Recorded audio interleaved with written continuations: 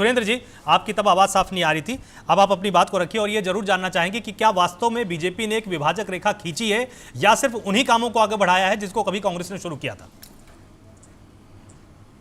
Bharatiya Janata party तो हमेशा ही विभाजक रेखा खींचने के लिए जानी जाती है। भारतीय जनता पार्टी तो हमेशा ही लोगों के बीच में विभाजन करती है, धर्म के बीच में विभाजन करती है, भाषा के बीच में विभाजन करती है और देश के विभिन्न प्रांत के नाम पर, बाकी चीजों के नाम पर विभाजन ही तो करती है भारतीय जनता पार्टी। तो विभाजन रेखा खींचेगी। आवाज मुझे अभी भी वापस आ रही है, लेकिन अब क्या करें, बोलना पड़ेगा।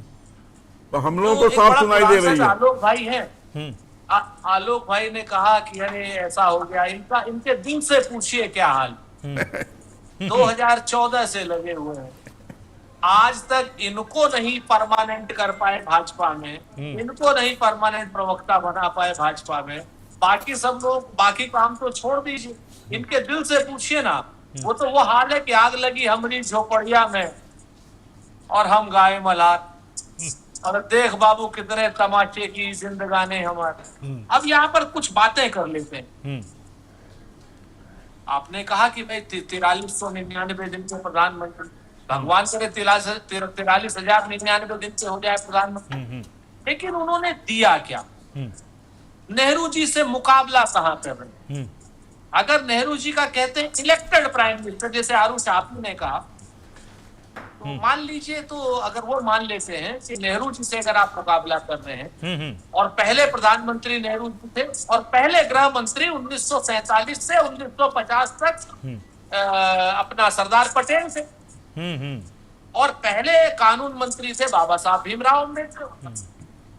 अगर इन्होंने नेहरू जी को सरपास कर दिया है तो पहले गृह मंत्री क्या कैलाश नाथ काटजू थे? अगर ये 1952 से मानते हैं, और नेहरू जी ने 150 करोड़ रुपए की अर्थव्यवस्था को संभाला था, जिसमें उन्होंने भाखड़ा नंगल डैम बनाया, जिसमें उन्होंने रेल बनाई, तेल बनाई, भेल बनाई, पीएसयूज बनाई, रिसर्च इंस्टीट्यूट बनाए और आईआईटी बनाए, एम्स बनाए, देश को अन्न में आत्मनिर्भर किया। और नरेंद्र मोदी जी ने क्या किया?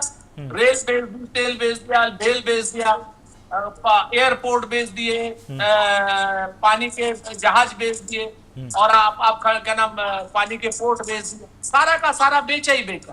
मोदी जी बेचने में माहिर, नेहरू जी बनाने में माहिर, तो नेहरू जी से कहां से मुकाबला कर लोगे आप? एक बात। दूसरी बात, आप आ जाइए अब इनके कार्यकाल पर। इनके कार्यकाल में आप बताइए देश में क्या हुआ? उन्होंने कहा 2 करोड़ रोजगार से देंगे। अगर आपको 2 करोड़ रोजगार पर ईयर मिले हो आरिफ भाई, तो आप बता दीजिए हमको। आप इनको बिना बुलाए लाहौर जरूर गए बिरयानी खाने, ये इन्होंने बड़ा काम किया। इन्होंने 70 साल में जो नहीं हुआ, आईएसआई कभी हिंदुस्तान में कदम नहीं रखे, लेकिन पठानकोट में आईएसआई को हाथ जोड़ करके इन्होंने बोला। वेद प्रताप वैदिक को हाफिज सईद से मिलने के लिए इन्होंने भेजा। हमारे 20 जवानों का हत्यारा चीन, उसके राष्ट्रपति के साथ चाय, जैसे भी आलोक भाई चाय पी रहे हैं ना, ऐसे ही क्या नाम, मोदी जी ने चाय पिलाई वहां, झूला झुलाया उस शी जिनपिंग को। आलोक भाई बड़े बढ़िया लग रही है चाय आप पी रहे हैं, ऐसे ही शी जिनपिंग चाय पी, अगली बार आपको भी पिलाएंगे, ठीक है ना?